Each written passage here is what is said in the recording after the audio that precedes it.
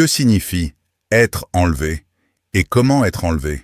Beaucoup de croyants espèrent être enlevés dans les airs pour rencontrer le Seigneur lors de sa venue. Cette pensée les enthousiasme profondément. Mais après des années d'attente sans être enlevés, certains se demandent pourquoi. Que signifie être enlevé exactement? Est-ce vraiment être emporté dans les airs, de la terre au ciel? En citant un Thessaloniciens 4,17. Ensuite, nous les vivants, qui serons restés, nous serons tous ensemble enlevés avec eux sur des nuées, à la rencontre du Seigneur dans les airs. Et ainsi, nous serons toujours avec le Seigneur. Certains pensent que nous serons emportés dans les airs. Mais c'est ce que Paul a dit. Alors que dit Jésus lui-même? Dans Jean 3,13, Jésus a dit clairement, « Personne n'est monté au ciel, si ce n'est celui qui est descendu du ciel, le Fils de l'homme qui est dans le ciel. » Et dans Apocalypse 21,3, « Voici le tabernacle de Dieu avec les hommes. Il habitera avec eux, et ils seront son peuple, et Dieu lui-même sera avec eux. » Comment recevez-vous cela? Ainsi, l'enlèvement n'est probablement pas ce que nous imaginons, que le Seigneur nous élève dans les airs.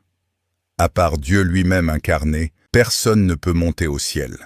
Avant d'être corrompus, Adam et Ève ne sont pas montés au ciel, mais ont été placés sur terre, dans le jardin d'Éden par Dieu. Après le déluge, Dieu a sauvé Noé et sa famille, mais ils ont continué à vivre sur terre. Quand Moïse a conduit les Israélites hors d'Égypte, Dieu ne les a pas élevés dans les airs pour échapper à l'ennemi, mais les a guidés pas à pas sur la terre jusqu'à Canaan. Même Jésus, lors de son ministère, est venu sur terre dans la chair, a prêché la repentance et a été crucifié pour le salut de l'humanité. Ces faits montrent que l'œuvre de Dieu est concrète et réelle.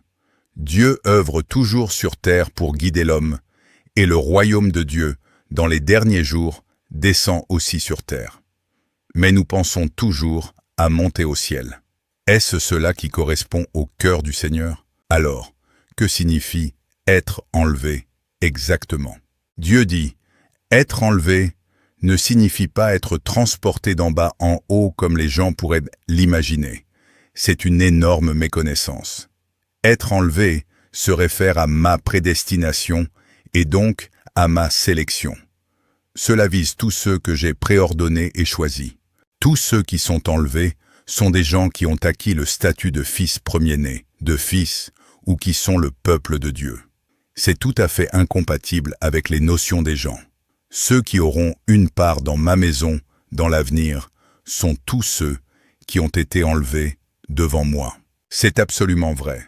Cela ne change jamais et est irréfutable. C'est une contre-attaque envers Satan.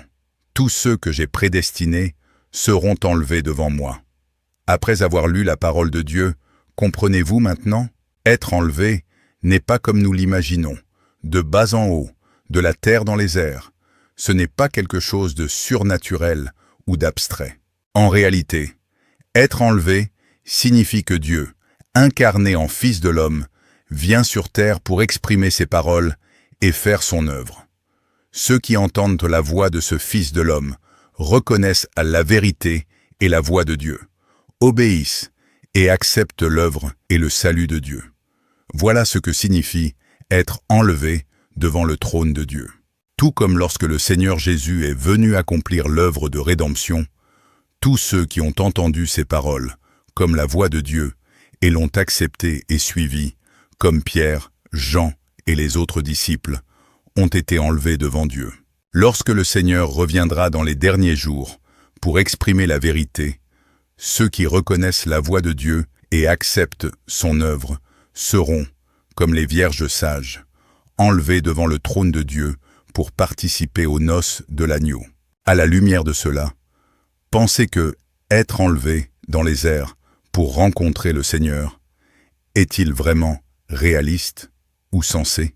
Frères et sœurs, comprenez-vous maintenant ce que signifie être enlevé? Laissez un commentaire pour participer au live de ce soir et recevoir une grande et merveilleuse surprise.